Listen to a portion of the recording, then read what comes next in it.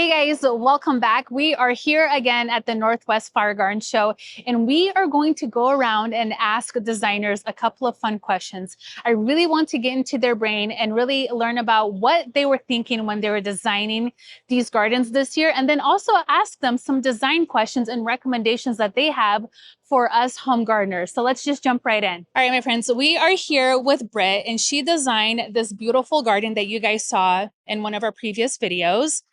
It's kind of like a meadow meets magic meets flower. I kind of feel like a fairy in this garden. So yeah, I love it so much, Britt. You did such a phenomenal job. So can you tell us a little bit about what the design idea behind this garden was? Yeah, so really the inspiration was we wanted to demonstrate the value, the four-season interest of meadow arrangements in the landscape. So we're really dedicated to naturalistic landscape design, and a lot of that entails creating like a grassy meadow look that has pollinator interest throughout the year, is beneficial to wildlife, but also inspires creativity. So not only are we landscape designers, but we're also floral designers, and we really appreciate, we only use natural material in the landscape. Okay. So yeah, so we use the dormant grasses as sort of a feature of the value of grasses year round. Yeah. And we want people to embrace keeping that sort of golden hue up throughout the winter. Okay. So that was kind of one layer. But we are extremely dedicated to sustainability and recognizing the shifts in our climate. So we chose to feature like the manzanitas. We have 3 different varieties. Because this is a very valuable climate adapted plant for, what we've recently shifted into zone 9A. Okay. 9A or B. I'll have to double check that. You can edit it out. Yeah. Are we 9A and B now? Yeah, 9B, I think. I can't remember if it shifts from 9A to B, if B is later. Yeah, we just have to double check that. Like A, B, and was swinging to 9A. It's odd. There we go. Yeah. So that shift happened last year. The USDA redefined the Pacific Northwest as a hotter and drier climate. Yeah. So our interest is introducing people to plants that will thrive with knowing that our climate conditions are shifting. So manzanita is a part of that. Grasses are a part of that. Pines are a part of that. So that is really like the crux of everything. And then opportunities to create. So the landscape for us is a broad palette of opportunities to create flower arrangements or little nature arrangements. We collect, nests and cones and all of those things. We're just in love with the beauty of nature and its benefits to our wellness as well as the wellness of the critters that we share the space with. Another part of what we do is we focus on natural building materials 100%. So you can see here we've got this beautiful corner of the garden, which is a dry stack wall using natural stone. Marinaco's sponsored our garden. They're good buddies of ours. We go there all the time. But yeah, so we are a family business. My husband is our dry stone waller. His mentor, Nick Aiken, is sort of a renowned stone craftsman. And so we really love to feature the beauty and the benefit of using natural materials in the landscape. So that is one thing I noticed because you're marrying a lot of stone with a lot of moss, which I love moss so much. I think it's so underrated and everybody needs to include moss in your garden. Don't remove the moss. Unless it's on your roof, then remove it. But other than that, leave it. And just all of the wood. Now, you talk a lot about being naturalistic and this meadow vibe that you guys go for. What do you recommend for an urban gardener? How do we create this? Where should we start as home gardeners in the city or in the suburbs? Where do we go? Great question, because we primarily work in Seattle proper and then sometimes in the suburbs. But I think any of this is easily recreatable in an urban landscape. You can just take a little dry, sunny spot in your front yard, add grasses and perennials and low growing ground cover, and watch that flourish. And you'll be able, the magic of bringing pollinators and birds to your yard makes you feel like you've done something right. Yeah. Seeing all of that energy and knowing that some of those critters will live in your landscape Yeah. their whole life. Yeah. And that means a lot. Yeah. Like that's what really drives me, is creating a place that's like a welcoming home to these critters that are so beneficial to the garden. Yeah. I love that because I like creating a beautiful garden and I like to manicure my garden. I'm really OCD about that. But you know, I'm very OCD about it. Yeah. But it's also like we are stewards to nature and we have to like embrace it, right? There are certain little critters I'm just like, the squirrels this year are mad. They are wild. But the birds, I love when we find little nests. Like we found a little nest in the ground, remember that one year? And I was so afraid because we have outdoor cats and I was like, oh, you're going to get eaten. So we did like move it a little bit and we put a cloak over it. That's really good. Yeah. So smart. And it's the most beautiful thing when you see those little birds nests like hatch and then they're flying, they're learning how to fly. And it's like a wholesome process. Totally. I love that you guys embrace that. Yeah, you can see the little. Yeah, I saw the nest up there. I was like, oh my gosh. There's like a couple of other ones hidden throughout the little garden. nuggets. So good. So good. Now, let me ask you about plant selection. Sure. How do you, as like, say you're like a new gardener, what are some of the staples that you should have in your garden? What do you think about first when you create something new? So I think it's really helpful to think about layers. Oh, so as you can see in our garden, we've got these lovely cornus moss that creates the like sort of upper story, the overstory, and then thinking about evergreen plants that sort of fill in the understory, like the manzanita. So we've got this layer here, a mid layer, and then my favorite layer is the understory, where you find the magic in the perennials and the ground covers and the grasses. To me, that's where you can create like the lovely little arrangements. So that is really I think that's a great starting point. And then there are plants that are easier than others. And that's just a discussion you can call me about. Okay. We can have. We're gonna put her on the what do you call that list? Like your top 3 people that you call all the time. We're gonna put Britt on that list because I feel like I can learn a lot from this one. So talking about plants, let's do a little rapid fire question. Sure. What is one plant that you will always grow in your garden or try to push onto your client, or not push, but encourage your clients to grow? Witch hazel. Wait, oh, Yep. oh, you're speaking Sergey's language. That's his love language. He sees the witch hazel and he's like, oh my gosh, it just does it for me. 4-season interest, beautiful blooms, amazing structure, and medicinal when the bark is medicinal. So what's not to love? Yeah. Yeah. They're so beautiful. They're a staple in our garden. Absolutely. What is one plant that you think is overhyped or overrated and you're like, I could get away from never planting that in my garden? This is controversial opinion. The big leaf hydrangeas. Oh. Okay, so you're not a fan of the big leaves. I think if you want to plant a hydrangea, choose the paniculated hydrangea. They are a little more resilient. They can take a little bit more sun. And again, in the climate shifts that we're experiencing, hydrangeas are really going to struggle. Right. So if you have to have a hydrangea, try the paniculated. I love the little quick fire. Love that, fire. Perfect for even small spaces too. Yeah. Like exactly. We have a couple in our garden and it's just like tucked away. And when it's blooming, it gets to like plummy color. It's just beautiful. It's so good. The seed head's dry. So oh lovely. yeah, so good. I saw the seed heads that you have up there. And oh my gosh, she gets it. Yeah. All right. Last question. If you could be one plant, what plant would you choose to be? And it can't be the witch hazel. Okay, right? I think I would be a Gara. Because do you also love that? I think you guys are soulmates. Wait a minute, something's happening. He's always like, I wish I could have it, but I can't. And I was like, you can. We're gonna plant Gara in a side garden. We're doing a whole new project, so we're gonna Gara it up. It's like the witch hazel. The Gara is like, it brings this very delicate, airy quality. Right. And if I can have a follow-up, I'd say any Achillea is just I used to say a yarrow for every garden. Yeah. Never. Yeah. Because also medicinal, Mhm. super drought tolerant, Yeah. native in its, true form, Mhm. but all the different varieties out Right. there are just so lovely. So good. Great in an arrangement. Such a good Yeah. cut flower. Yeah. Love it so much. Yeah. I love you.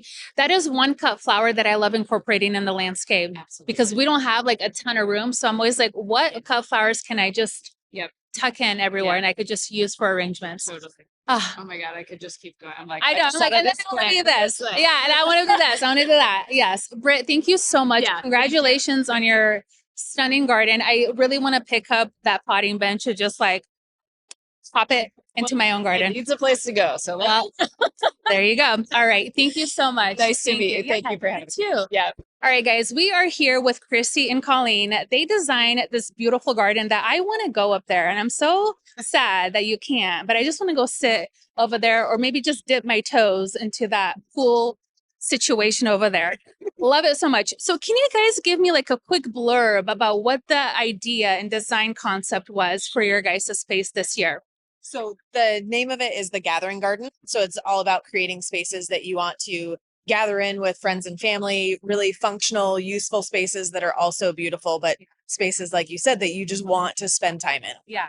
Did you have kind of the same idea for the space Yeah, too? so she is the main. She is all Okay. the brains of this. Okay. Yes. You know what I love about this garden is I feel like I can go home and I can do this. You know what I mean? It's like within reach. It's beautiful, it's elegant, but it's like we can do this too. So it's not like, I don't have this giant rock in the middle of my garden. I can actually go out and do this. I love it so much. So as a designer, what is that process like when you're designing a new space for a client? Are you focused on the client? Are you focused on the space? What is the process like for you? Really, a lot of it is knowing how a client wants to use the space Okay. and a little bit about their lifestyle, if they Okay. have kids, how old they are, Yeah. pets, Yeah. how much they, have large entertaining groups. Is it just them and a spouse and maybe one other couple, or do Yeah. they do big gatherings and huge family events? Like really knowing how they want to use the space and gather. And Okay. we do gardens for people that, are nurses and have crazy lifestyles and just need a space of solace just for them, all the way to people that do big corporate events in their spaces. So it's, and everything in between. So really what they will find the most useful and the most practical, and then adding the beauty to it. Yeah. I love that so much. Practicality. It's all about being practical. A lot of us are not practical. I know I'm not sometimes with my garden, but that's okay. I know what I'm signing up for, so it's fine. Now, when you are selecting your plant, or if I'm a home gardener, or for our home gardeners, how do you make that plant selection? Not just based on the light requirements or what it needs, but how do you pick different textures, or like what are you trying to aim for to make it balanced and not kind of flat looking? So there's certain colors that go well together, like Okay. cool tones, so blues and purples and whites, and then hot colors like bright yellows, reds, and oranges. So kind of sticking to a theme when it comes to color tone, but then really doing it in layers. So when we do a planting design, we start with kind of the foundation plants, the evergreen plants, the things that are always going to be there and they're really, year round, and then starting to add in the textures and the colors and making sure that you hit all seasons. So Yeah. things like this beautiful Stewartia that has the amazing bark that even without any leaves, it's stunning. Same Yeah. with the red twig dogwoods on the other side of the deck. Yeah. I I always talk about that. multiple seasons of flowering. So Okay. yeah. We always talk about that. When you pick a tree for your garden, don't just pick a tree when it looks pretty leafed out. Yes. Pick something that is interesting, like even a fruit tree. I love a fig tree. I don't like apples. They just don't do it for me when they're dormant. Yeah. I love apples, but just not in the garden that we have now. Right. Okay, let's see. Okay. For home gardeners that are really getting into design, I see a lot of people getting really interested and learning more concepts about designs. What is one step we can take to get to that next level? What do you recommend? Like if somebody wants to go through the whole design process, what is that like? What was it like for you? There's a lot of different resources for people that want to learn more about design. There's a lot of programs and classes that you can take. A lot of it is just really kind of trying to figure out what your style is and Okay. what really interests you. even, there's a lot of resources. I host a podcast on landscape design and running a landscape design business. Okay. So even things like that are really good resources for people just kind of newly getting into it. There's a ton of really good resources and podcasts out there Okay. that have that. What's your This too. okay? Because they have all the seminars and stuff. like Yeah. that. Well, when I leave here, I want to redo my whole garden. I'm like, we're starting over. Yeah. Yeah. What's your podcast name? It's called The Process Driven Designer. Okay. We're gonna follow. We're gonna tune in and listen to this because I want to learn more from you. Now, a little rapid fire question: Okay. If there's a zombie apocalypse, what is the plant that you're saving? Probably Eternal Fragrance Daphne. That is one of my. Oh I yeah, got a couple over there. that's a good one. That Daphnes are so underrated, and I'm like, why are more people talking about Daphnes in their garden? I love that. All right, second one. Let's see. Mulch, yes or no? Absolutely yes. Okay. Unless you have dogs, then it's mulch and then a lot of ground covers. Okay. We need, well, I'm picking up this theme. We have so many open areas in our garden that the squirrels are like, I'm gonna hide a nut in here. Yeah. But we need to plant it up. More mulch, more ground cover. Okay. Thank you so much for letting us interview and just enjoy your beautiful space. I can't wait to listen along to your podcast and just get all the details. It's like free knowledge, you guys. Like, why? This is why I tell people follow along. So you're going to learn so much from people like this. So thank you again. Thank you. I appreciate it. Yeah. Congratulations on your guys' design. Thank you. All right. We're here with John and I got to watch your garden come together. And I was literally like, there's so many plants I want to put in my pocket and take with me. Like, congratulations on this beautiful, beautiful garden. Thank you. What was your idea putting this together? What's kind of the theme? What were you thinking when you put this garden together? Yeah, I wanted to do evergreen oaks, like Okay. the one that's right behind us right here. I just started to see them at Sean Hogan's nursery in Mhm. Portland. Sisters Nursery is my sponsor for the show. Okay. So I borrowed all these plants from him. Okay. They meet needs for so many gardens. Mhm. They're drought tolerant, they're beautiful, their size, you can choose if you want one that's small, if you want one that's huge. Mhm. There's reasons they're not super popular because they're slow growing, so they require patience, and most Okay. people aren't patient. No. And they also are a little tricky for the nursery trade, right? So the nursery trade prefers to grow things that they know, that are easy. So that's why we end up with the same things being used all the time. Right. I like novelty, and I'm very curious, and I'm Yeah. like a plant person. So Yeah. I that love was the that. thing. I was like, I want to do evergreen oaks. Okay.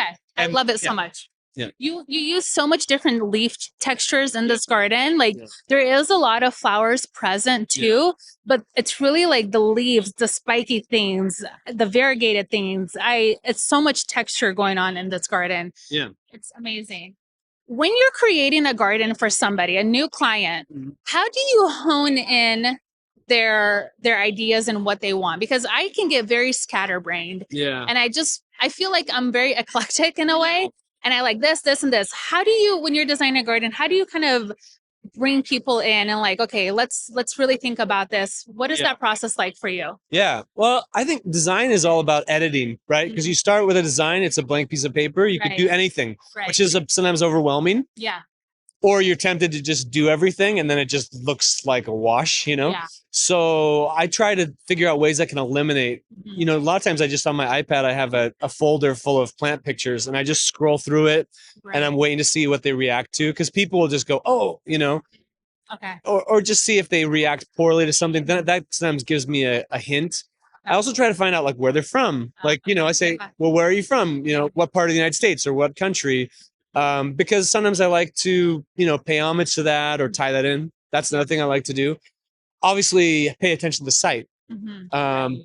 And, there's a plant for every condition. Some people say I have a bad garden because I have shade. And it's like, there's wonderful plants for the shade, Yeah. Yeah. That's where you get really creative. I know, and I like partial shade. Me Okay. personally, Right. my personality is Okay. I'm a plant that's like near the house with dappled shade, lots Yeah. of moisture. Okay. That's kind of that's what I like. Okay. But some people, like my wife, Mhm. wants to be like on a rock, like a like a lizard baking Yeah. in the hot sun. I love that for her. likes I'm that. with her. She likes that. Yeah. I So, love that so much. It's just anything I can do to start eliminating it. And then once I have, and sometimes there's a kernel, right? You find like one thing, like in this case, okay, evergreen oaks. Mhm. Then you can, okay, now I got a launching pad Right. design wise, because everything can kind of start to need to fit with this, Okay. you know? I love that so much. Yeah. When you're making your plant selection, I know you're paying attention to like the water requirements, the actual site itself. Do you have a go-to kind of like maybe like a dictionary or like a repertoire of plants that you always try to incorporate in a garden? Yeah, but I feel like that's a confession because I don't. You should start out each Yeah. project Yeah. like, again, like blank palette. Let me Yeah. figure out the right things. But Yeah. of course, we have favorite plants. Yeah, of course. Okay, so getting into that, what is your favorite plant? Favorite plant or tree? Yeah. Yeah, today. Well, this year it's Okay. really been these evergreen oaks, and my favorite is this one, which is the silver oak, Yeah. Hypolecoides from Mexico. Okay. It's beautiful, and Yeah. I'd seen it at the nursery. Mhm. I'd seen pictures online, but there's a place on Vashon where I live Okay. where someone has a tree and it's probably 10 years old. Wow. Okay. And I walked up to it and I just was like, Yeah. just starstruck. Okay. I was like, this is a really handsome tree that just blows the competition out of the water. So Okay. Okay. I For love now. that. For now, for today, like we Yeah. always change. We're allowed to change. We're Yeah. plant people. We don't have a favorite. yeah, if Yeah. I was on a desert island, I could only have one plant. I was just gonna ask you that. What would that be? Just a coconut palm. Oh. But I mean, That's smart. because otherwise it wouldn't be a desert island. Yeah, but that's smart. but no, I couldn't do that. That would Yeah. be impossible. I know that is. I always ask people like, if you could be one plant forever, what would it be? And you're like, I don't want to answer. And I'm like, okay, I get it. I get it. Now, when you're designing paths, I also notice how your path is it just flows really nicely. And I like that. It's a very simple but beautiful material. Is there a material that you like to go to or you recommend gardeners consider maybe something that's not so traditional? Mm. Or do you really like to stick with the basics when it comes to a pathway? I mean, I like stone paths. Joshua Barwick is my go-to guy Okay. for projects. He does wonderful work with Okay. bluestone, natural Love flagstone. Stone. Okay. It's timeless and it lasts forever, and Okay. I really love it. Okay. But I think Dan Pearson in England, he says you should really limit your materials in any given garden space to Okay. 3. Oh, I really like that because if you start adding too many materials, it becomes kind of like, okay, what's going on here? yeah, you lose it. But if you have like a certain stone and then maybe a certain wood and then maybe one other thing, Okay. if you can keep it simple like that, Okay. I like it. Yeah. Okay. I think paths should be as wide as possible Oh. and they should really follow the important lines that you need to make, but also simple, Simple. Okay. Yeah. Okay. I like that. We have a side garden that we're about to plant up. Yeah. And originally I was just like, let's just put a path in the front, like just going in. And my friend Kate was like, that's going to look like a highway to your shed. Make it curvy, make Yeah. it interesting that way. Curve's really nice. Yeah, Because you're hiding. hmm You're like, you can kind of see around it a little Yeah. Yeah. bit, but you're not sure what's on the other side. Sure. But if you can't see at all what's on the other side, Yeah. then you don't want to, there's no curiosity. Yeah. Yes. I love Yeah. that you said that. I always tell Yeah. people like create curiosity in your garden. Yeah, because like right here, Yeah. I can see through, Yeah. but it's delineated. Yeah. But if this was like a hedge, which sometimes you want a hedge, but if this was a thick hedge and you couldn't see through, there's Yeah. no curiosity. There's nothing But there. when you can see through, you're saying, "Oh, I can kind of see. I want to now go." Exactly. I always like to plant like interesting things in the corners of our garden because I want you to be like, what is that back there? And you're going to want to walk all Yeah. the way to it because we do have a very open garden and Yeah, we really plant up the perimeter. So nice. I'm Yeah. not a designer, but I feel like I have a little Oh, bit you of must be design in one me. of the designers. Yeah, I love that. We really are. Yeah. Now, a couple of rapid fire questions. Are you a mulch fan or no mulch? Mulch. Mulch. Yeah. Like, don't even ask me that question. Are you the dark mulch or do you like lighter things? Oh, I mean, I think mulch. You can do Yeah. whatever you have. Okay. This is what you should use. Leaves work. These were, yeah, If you had a tree and you chipped it, yeah, the chips work. yeah. Yeah. I love a good like hemlock, like that really dark mulch. Oh, Yep.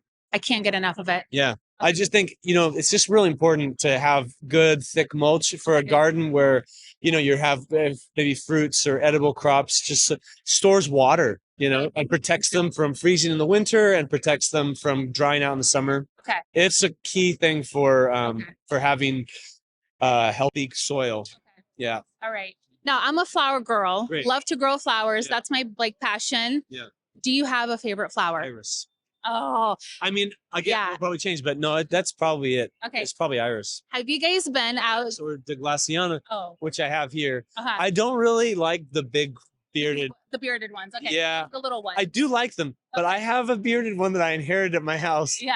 and I cut the flowers off. Oh, do you? Because you're like, oh, I like the okay. And I don't like Like the the flowers. Okay, I was just gonna ask, have you been to Shriner's Iris Garden down in Oregon? No. Okay, well, if you and your wife ever make Yeah. your way down there, Yeah. you might not love it No, because it's full of bearded I changed my irises. mind on things too. Okay, I used to not like rhododendrons, and now I love rhododendrons. I'm like, I changed my mind. My wife gets angry at me because I do change my taste. Oftentimes with plants, it just wasn't used right. exactly. It was just like in the wrong place. Yeah.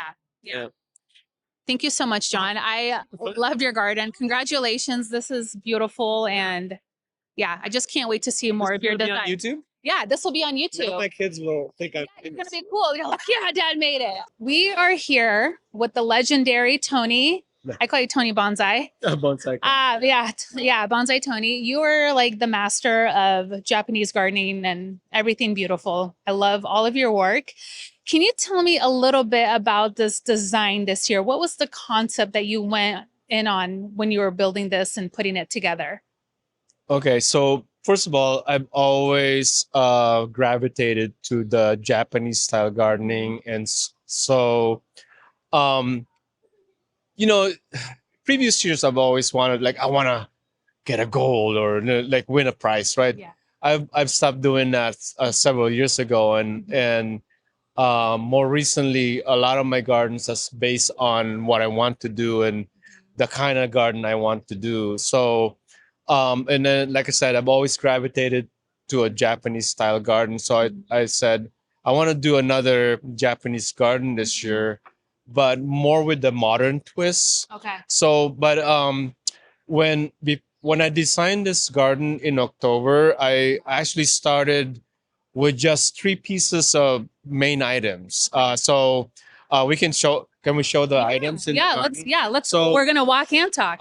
What the way I started the design, well, first of all, I got a dimension of the space, right? And then I said, what can I borrow, loan, or get Yeah. and put in my garden? And so I found 3 elements. There are the Core-10 water feature I could loan from Rock Mountain Products. Okay. And then this maple here is another loan tree. Mhm. And I talked to the person that owns it. It's like, you can't sell this tree, or you can sell it, but I have to use it for the garden. And so I got a commitment from him, right? And so then I know that's gonna be in the garden. And then the tree back there, it's a tree that I own, and I've moved it a couple times in the last 27 years. Uh-huh. But where it was currently sitting in my yard, it was supposedly temporary, right? Okay. And so I said, well, I'm gonna need to move that at some point, right? So this might be the year to do it. Yeah. So I knew I was gonna use that tree, Uh-huh. the Core-10, and then this maple. The maple. Okay, so taking those 3 elements, I basically designed the garden around those 3 elements. Okay. And so then the other piece of that is that, as part of my trademark in the Flower Garden Show, it's always added bonsai in the garden. So I wanted to make sure that I incorporate bonsai in some way. And so just kind of the way my mind works, I just played around with the shapes, and this is the design I came up with. Yeah. It's so beautiful. Thank you. Yeah. And the other thing that I went in designing this is it's not just the look, but it's the feeling, So I want Yeah. people to come in, arrive at this garden feeling peace right away and calmness, right? So part of that is because with the things that's happening in our society these days with the social media, Yeah. not to Not us to though, put because we're down great. the YouTube channel, but it's just that I think we need that kind of garden or space to be able to calm down our Yeah. system. Our Yeah. system, So everything. because right now we're overstimulated. So Yeah. this garden has a lot of negative space, as you can see. I mean, it's not fully. There's a lot of plants for what I usually do, but it's not completely packed. Right. having a place or a visual spot for your eyes to rest Uh-huh. is very calming in my Right. opinion. So, Right, right. so That's what this area is. When you design a garden, we know that you do beautiful work. I just love everything that you do. What is that? What can you bring into a garden that gives it that wow factor? Is there like one thing you start out with that gives it that's immediately like this is going to be amazing? I don't think there's just one thing. Okay. You know, special trees that you bring in. So even before I put everything around this, and when I brought in the trees, Mhm. you can feel people around it, the energy that Right. that trees brought in. Right. You can feel like everybody was like, oh, looking at it, and so Yeah. that I think has a lot to do with it. Okay. But also there's a special like every artist has their own touch, right? Sure. So I feel like landscaping is like building a sculpture. Mm. And each artist has their own touch, and I can't explain that directly, or but it's just I get it. it's coming from a feeling of like this is what I want to do. And like have you ever felt this when you look at a picture on a wall and it's slightly kinked this way and it's not straight? Right. You know that feeling like Yeah, you're like, I gotta that. fix it. So Yeah. similar to when you do a garden, you Okay. have you go in there and then you walk in and like every stone has to be set properly. If it's not set properly, there's a certain feeling like, oh, I can't stand that, you know. Yeah. And I that's what happens to me is that there's a certain feeling in every element of the garden that gives me that feeling of either uncomfortable or very comfortable or very nice. Okay. So when I feel like a certain element in the garden is set properly, Uh-huh. I get that feeling. So that Yeah. means it's right. Yeah. Okay. I love that you say that because one of the things that we love to incorporate in our garden are boulders and stones. Yeah. And we always say trees need a rock buddy. They just look so much better when they have a rock next to them. And I know that's a little bit of like the Japanese style of gardening. So when you're selecting your trees, are you really paying attention to like the sculptural looking trees? I know that you use a lot of pine and Japanese maple. Do you have a go-to tree that you think gardeners should really think about implementing in their garden? First, you have to look at the tree if it's got the right character. Right. And you can actually it's more of the opposite.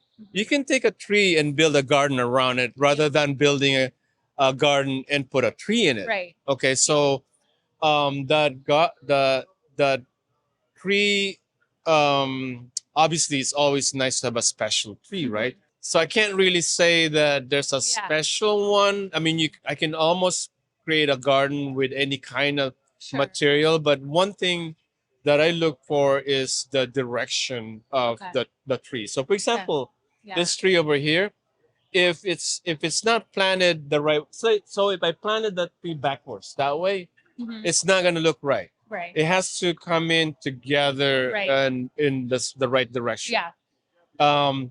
In bonsai we have what we call the front of the trees, like the face of the tree. Okay, so like this one here has a certain front. Yeah. Yeah. Yeah. So if I chose a different bonsai that is facing this way, Right. it's not gonna look right. Right. So those are the little things, subtle things Minuscule.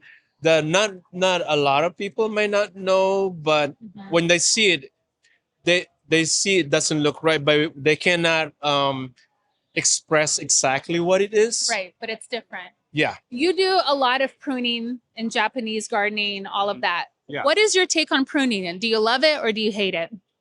I love it. Yeah, Actually, again, let's put it this way. It's not for everybody because it's a very arduous work. I mean, it's a lot of work. Yeah. And for example, pine pruning is, gosh, you get prick, Yeah. you get sap. Yep. And I usually do it in the summer and Yeah. when it's hot, Hmm. and it's very tedious, right? But the thing is, for me, it's very satisfying Yeah. because it's like taking something it's so or not looking very good. Yeah. And then when you're all done, it looks beautiful, and Yeah. and so that whole transformation is That's very it. satisfying. Yeah, I do love that. And you're right, though. Like, it's not for everybody. One, it can be painful. Mm. Two, you have to have patience when you prune things. You Absolutely. can't rush it. You have to kind of know what the tree wants and then True. go with it then. True. Love that. What is your favorite tool in your shed? Oh gosh. The blower, actually.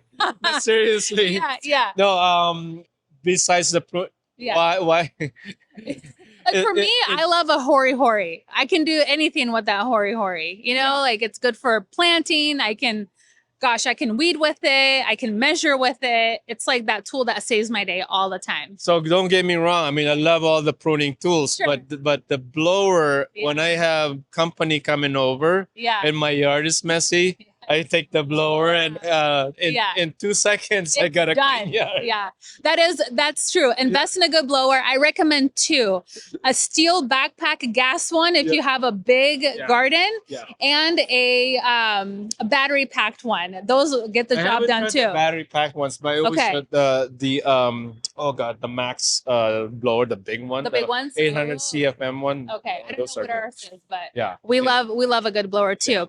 One last quick question. Do you have a favorite flower? I know you tuck in like a little bit of flowering things here and there in your garden. Is there one flower that you really love that goes with some of the designs that you often lean in on? Mm-hmm.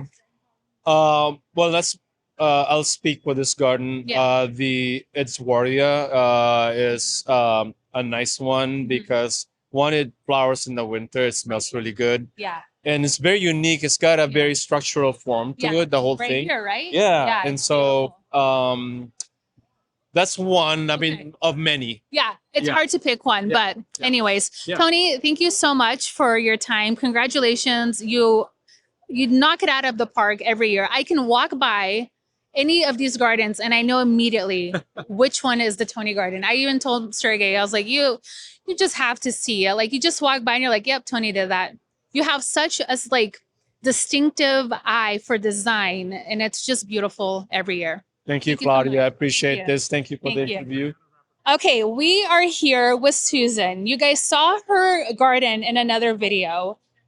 Full of color, full of life. It's like an explosion of color. If you are a colorful person or you need color and happiness in your life, this is the garden you come to. So Susan, can you just give me like a little bit behind the scenes of what was your thought putting this garden together? Well, we started with the New Orleans theme. We've had this sort of what we call in our folder for a few years now. Okay. James went to New Orleans about 15 years ago. Okay. So he was extremely inspired just by being there.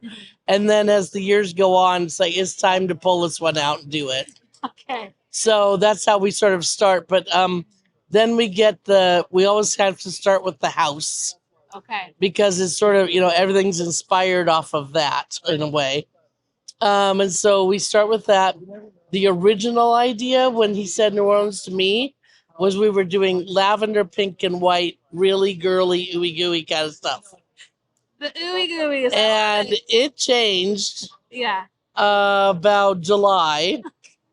Wow. We kept doing, that was about May. And in July, we, did more and more research of the areas of New Orleans. Okay. We were starting out in the Garden District, Okay. which is gorgeous, gigantic, big mansion type houses, double story, which we weren't going to be able to make here. Uh-huh. I mean, there's only so much you can do. Yeah. So then I said, okay, we're not doing that. We're changing to another part of the city. Yeah. So we found this style. It's the camelback style of house. Okay.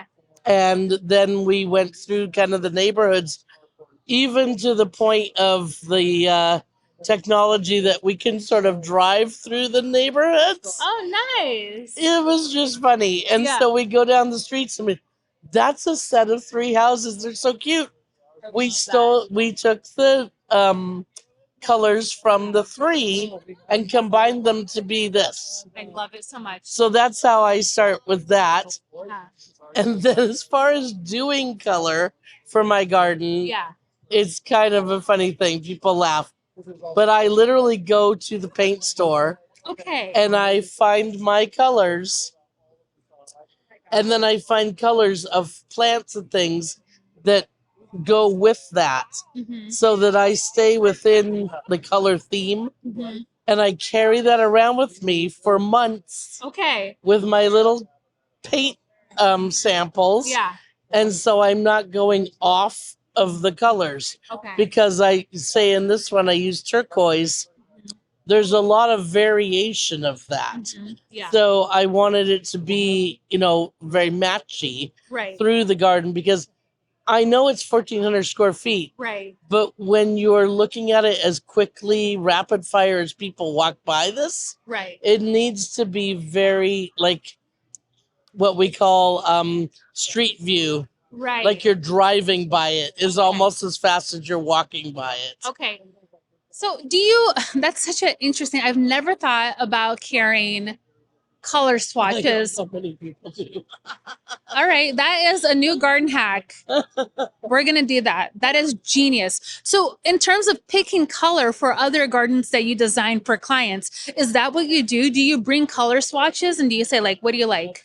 I typically, what's interesting is what's in somebody's house Uh-huh. is typically obviously what they like, Okay. or what they're wearing is what they Ah. like. Okay. So I can, go to somebody's place and say, "Oh, the cushions on your couch are beautiful.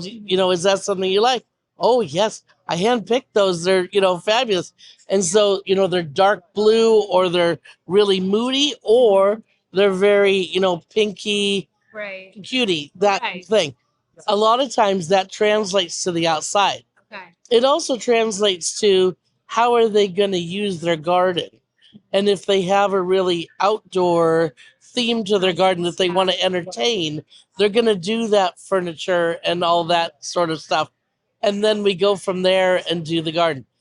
I also try to get people's favorite plants Right. if they have favorite plants. Some people I work with don't know any plants, but they know what they like. They Okay. just don't know what they're called. Okay. So we'll go through some pictures and images, and I ask them to even Pinterest sometimes Yeah. because it'll give me an idea what the tension of the planting should be as well. Mhm. Like, do they like things spread out or do they like things to grow up between each other? Right.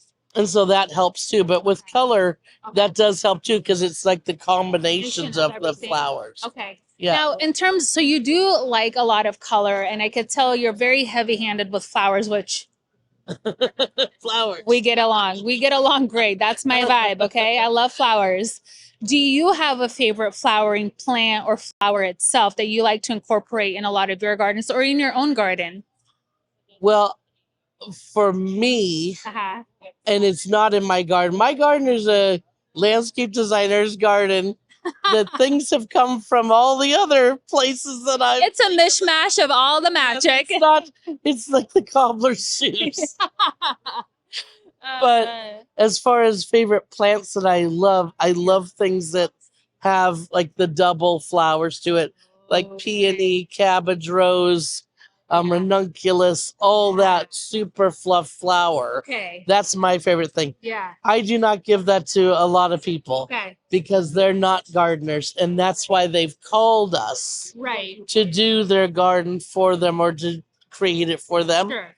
because they don't know the gardening side. Mm, So the more important thing to ask before you, choose plants for people is how much time are you going to spend out here, Right. or who is doing the maintenance? Right. Is a crew coming to do this maintenance? If it is, then the sky's the limit, right? Yeah. But if they think they're going to take it on and they only want to go outside twice a year, we need to pay very close attention Right. to that. Right. And that is the thing. Like so my garden is kind of wild. We have a lot of plants, a lot of trees, but I know what I'm signing up for. Right. I'm out there every day in the rain. I don't care. I'm doing it. You know it. I love that. So be and like have intent about what you want and what you're going to put into your garden in terms of time and all of that. Now, talking about favorite plants, do you have one that you think is overrated? Maybe one that everybody loves, but you're like, please, not another one of these.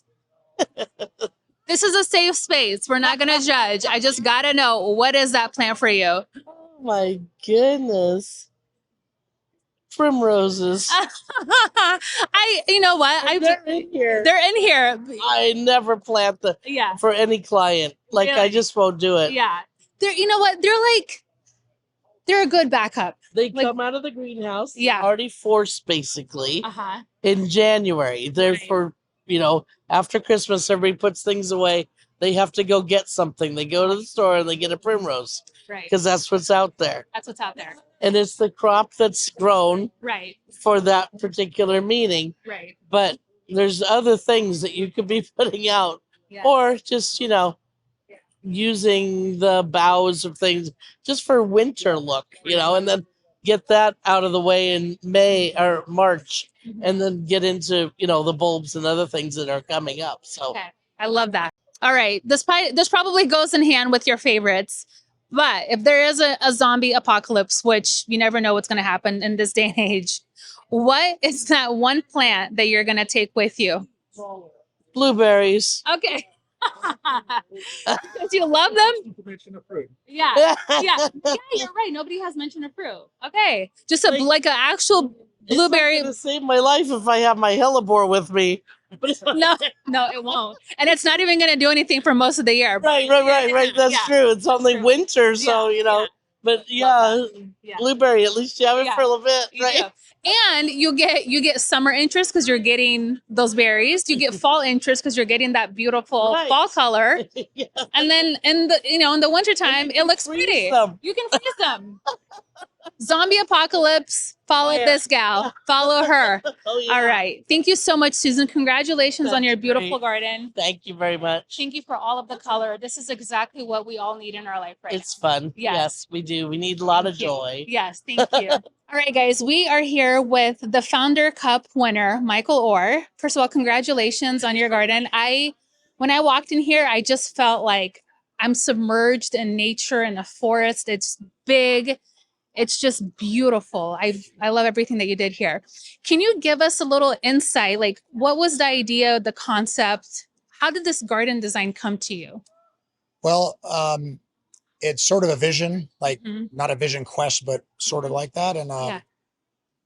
first, it starts off with what can we do to appeal to the masses, all the showgoers, that would really give them massive amounts of inspiration, Sure. where they can walk away from the show and feel like they saw something absolutely magical Mhm. and natural. So I've always, since I've been in the show this is our 4th year, I've always focused on trying to do things with emphasis on scale Okay. and on natural beauty and natural Mhm. effect. Mhm. And so with this garden, I happen to be from a Native American family in Montana, Flathead Indian, Okay. and I was inspired because I love native plants. Mhm. I wanted to showcase a garden Mhm. that really emphasized native plants Mhm. and to show showgoers and gardeners in general and Mhm. homeowners not to be afraid of native plants, because native plants are sort of always put in the category of I'm in trouble with the county or the city, and so I have to pay a lot of money to put native plants in, right? Yeah.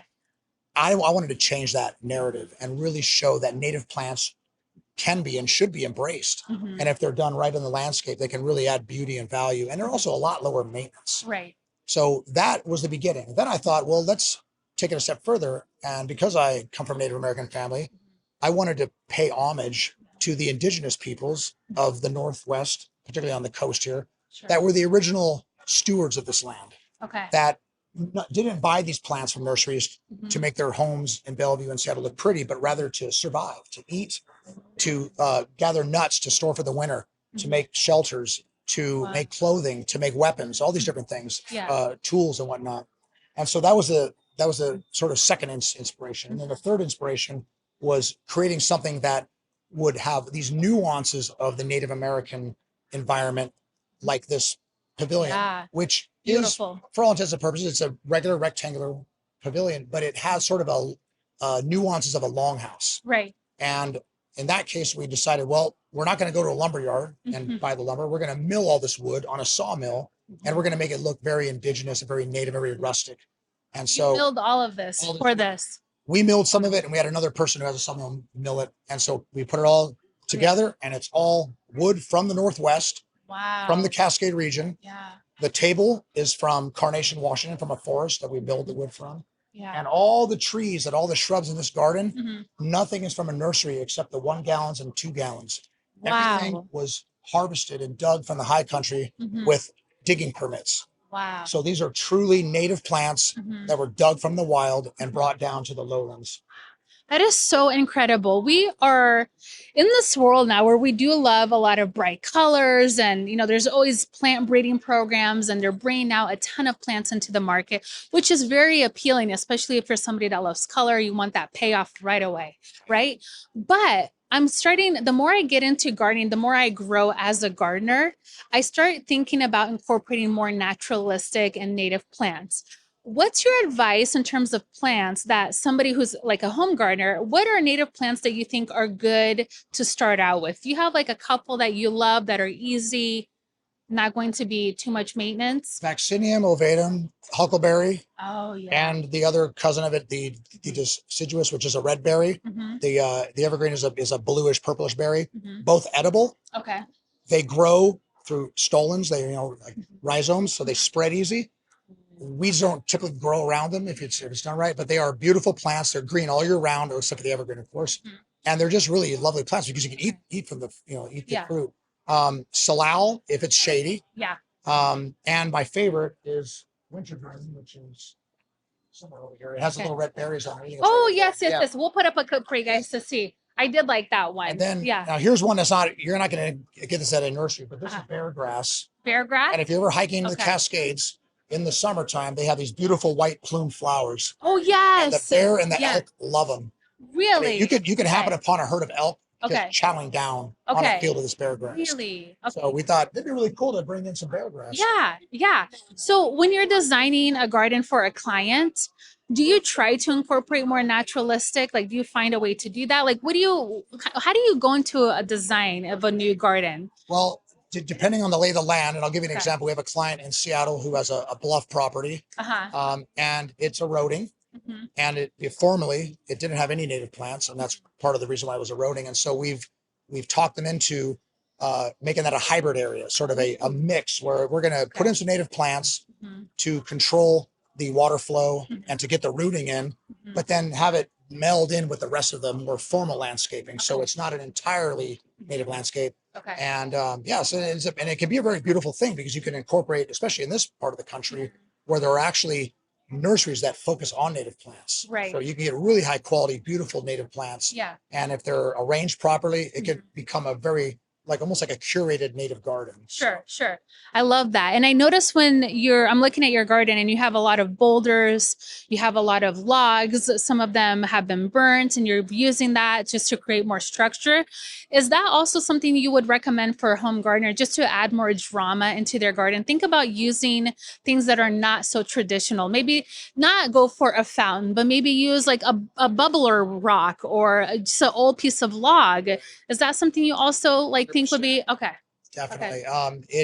The really fun thing about being in the Northwest here is we have these incredibly diverse forests Mhm. with, big trees, little trees, dying trees, Yeah. trees that are growing on a dead tree, nursing all that stuff. And you can really get creative by, like, for example, here on the table, we've Yeah. got a piece of Western juniper wood. Now it didn't Yeah. come from here. It came from Oregon, Mhm. but this was a scrap off the sawmill from cutting it into a log. Mhm. And we just carved out the interior to make a table, Sure. a centerpiece that has plants in it. So Okay. you could do that with a log, and you could put primroses in it if you wanted. Okay, It doesn't have to yeah. be complicated, Right. but you can make it a sort of a seasonal garden by taking an old log that would otherwise be taken away by the tree company Yeah. and just spend some time carving on it, or hire someone to carve in it, and then you Yeah. can plant different plants different could- times of the year. It's like a living planter Definitely, almost. Like, definitely. oh, I love that idea.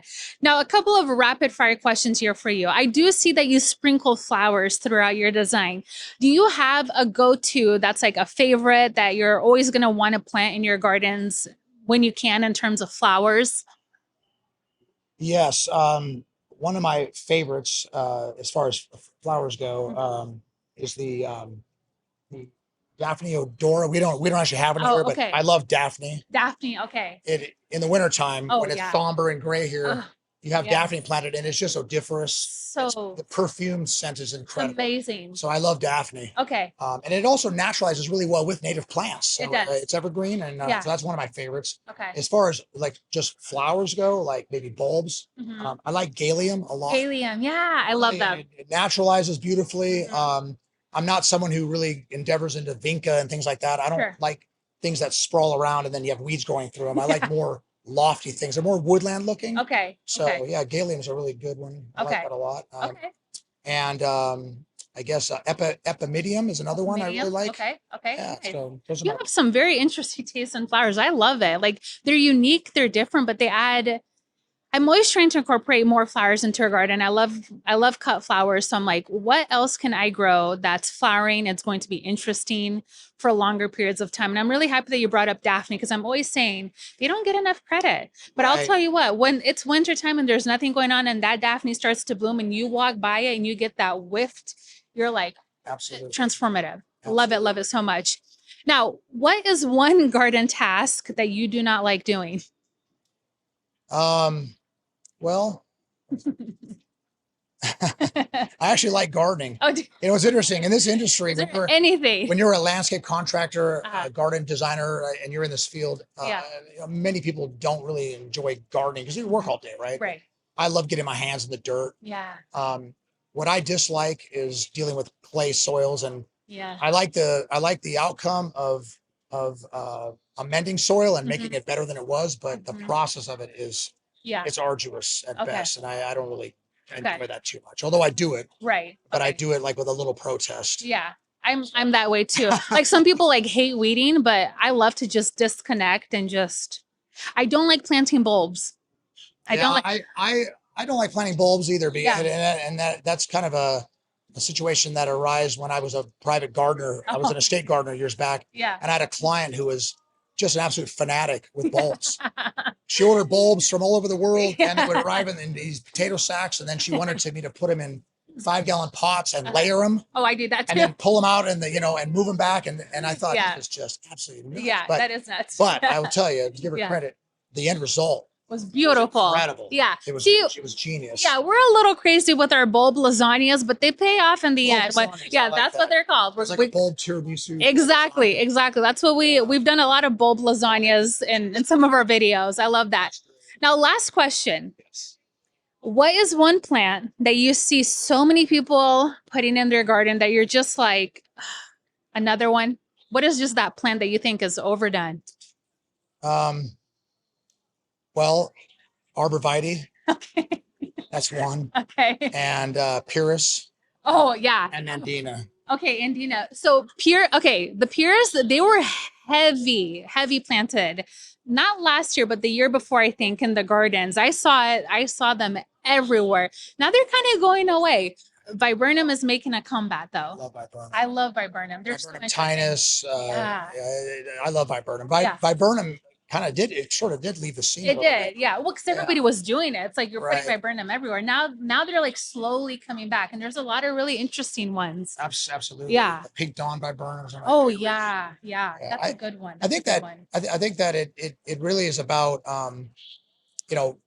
learning about the plants, Yeah. like doing your investigation and going to places where these plants are proliferating, like going Yeah. to a Bloedel Reserve or Right. going to New York to see Central Park, Sure. or maybe the one of the DuPont gardens in Right. Delaware or something like Right. that, or Philadelphia, but taking a trip somewhere where they have an epic garden where they've Right. been curating these things for centuries, Right. and you can see, like, I went to Central Park last year, Mhm. and I was blown away. I Mhm. saw things there that, like, I saw ginkgo trees that Oh, were enormous, not Yeah. the little ones from the nurseries here. right. And I saw wisteria that was like, like prehistoric, like Oh, crazy sizes, yeah. and crepe myrtles that Yeah. were massive in size. And so I didn't see any Nandina that was particularly interesting, but you get my Yeah, point. Yeah. Yeah. I love that so much. Think outside the box when you're selecting plants. Do something different than everybody else is doing. Michael, thank you so much. welcome. Your garden, yeah, phenomenal. Congratulations again on the big one. You totally deserve it. I'm so excited that you guys got to see his garden because it really is just a thing of beauty. Thank you so much. Thank you. Yeah, thank you. Really. All right, guys, we are here with Alan Rose with this beautiful, beautiful garden. You always Thank you. knock it out of the park. Can you give us a little bit of what the inspiration was for your garden this year? Sure. So we sometimes go a lot more whimsical. That isn't really landscaping at all. It's more of an art piece. Sure. And this is an art piece too, but Yeah. it is leaning more towards functional, something that people can see and imagine in their yards. We just decided to do it that way this year. Some years more like the fairy garden thing that we did last year. I was like, what is this? And who came up with this idea? It was so beautiful. So you really did feel like a fairy. Like I just wanted to shrink myself and like, I want to live here. It was cool. Perfect. It was very cool. It was very Yeah. cool. So when you are setting out to like do these designs for a client, is it always this big? Do you do a lot of massive design concepts like this, taking a garden from nothing? Or do you guys also scale back and work with smaller gardens and smaller areas? We do everything from just a little townhouse with a little postage stamp Okay. yard. Okay. We're happy to help with folks like that. Okay. And then I just started a design. I just started a design Mhm. for a new house in Yelm, and it's maybe 2 acres of landscaping. No way. And it'll have a big water feature, a big playground for their grandkids. The husband is in a wheelchair, so we're going to have wheelchair accessible pathways all around. It's kind of over the top. Wow. Just an example. Yeah. I mean, we have a lot of big projects. Right. Yeah. So it's fun. you're like, yeah, so you go big and you go small too. So there's a lot of variation in your guys' design. Absolutely. So when you start a design project with a new client, what's the weirdest design thing you've been asked? Not to put you on the spot, but I'm putting you. I guess we'll keep it guard friendly. Yeah, right. Let's see, the weirdest. Yeah. So one of the weird things that we build is we build natural swimming ponds. Oh yeah. So Is that so they're so fun Uh-huh. because people think they want something like a swimming pool Mhm. or something like a pond that they grew up with in their youth. Right. But what we build is something like it's sort of an amalgam of both. It's like a natural looking pond, but because it has a liner and recirculating pumps and filtration, it feels like a natural, like a pond, like Yeah. down the street from your house when you grew up. Right. Yeah. See those starting to make like a big combat and more of them being seen in gardens because Right. having a pool is great, but having something interactive with nature at the same time, Sure. like that's kind of cool. Yeah. Are they low maintenance or are they high maintenance? Well, that's the nice thing about a natural swimming pond. The thing that makes it natural is we build. So let's say the pond is 30 feet by 70 feet. Okay. Okay. Wow. A third of that will be a bog area Okay. with bog plants, Mhm. and the water from the pond is designed to flow through the growing media that the plants are in, and it's the roots system of the plants that's cleaning the water. Oh, okay. Yeah. Wow. So it's like this literally this natural looking pond, and the plants and the filtration system makes it very low maintenance. Okay.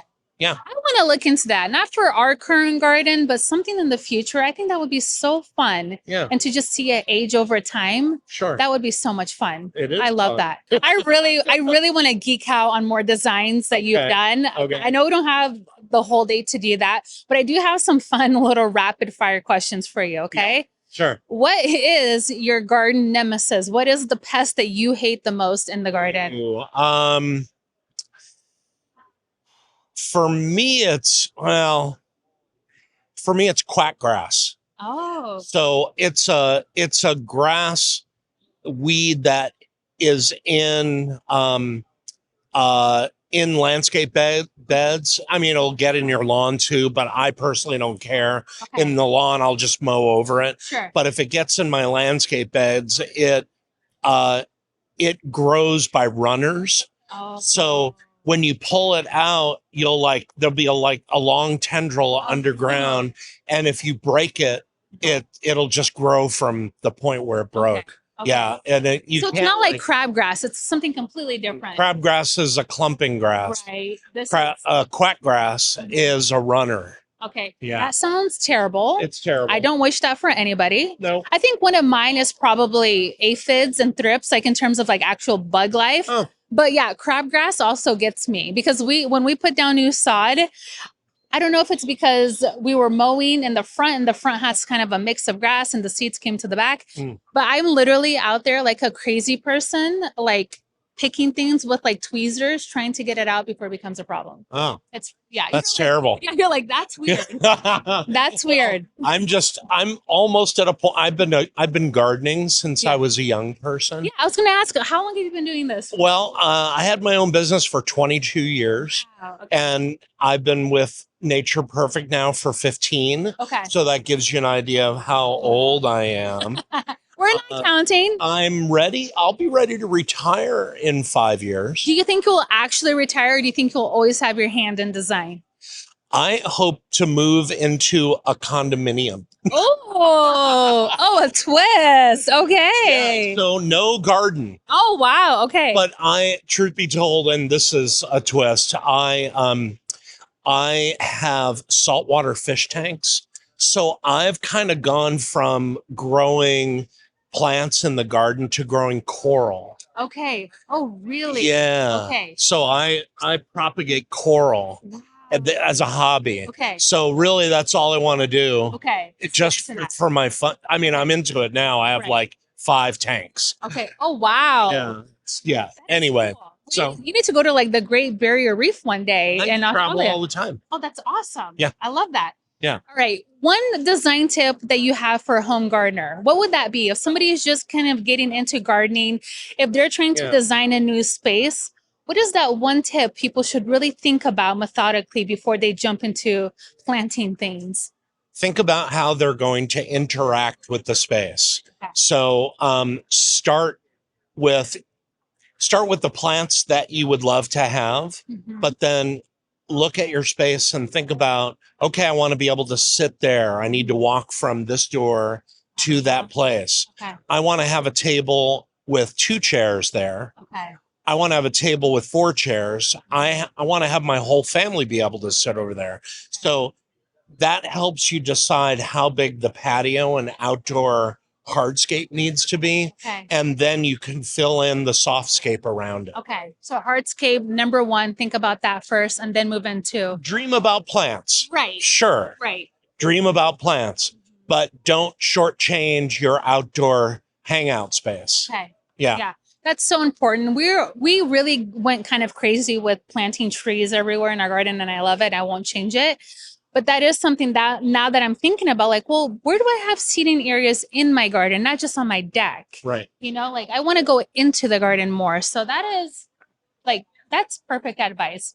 Now, if there was, I have to ask this question. If there's a zombie apocalypse and you can Yes. only save one plant, who are you saving?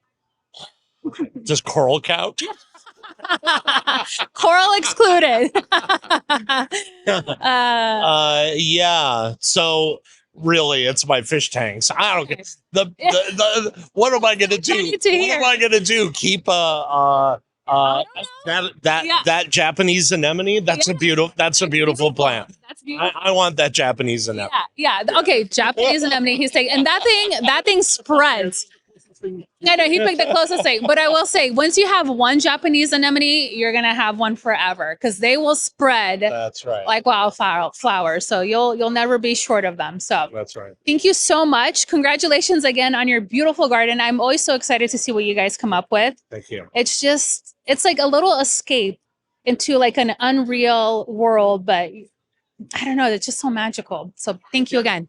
Thank You bet. Thank you. you. All right, guys, that will do it for today's video. I hope getting an insight to some of these designers' ideas and their minds was helpful. I know I took a lot away of little nuggets of information that they gave us.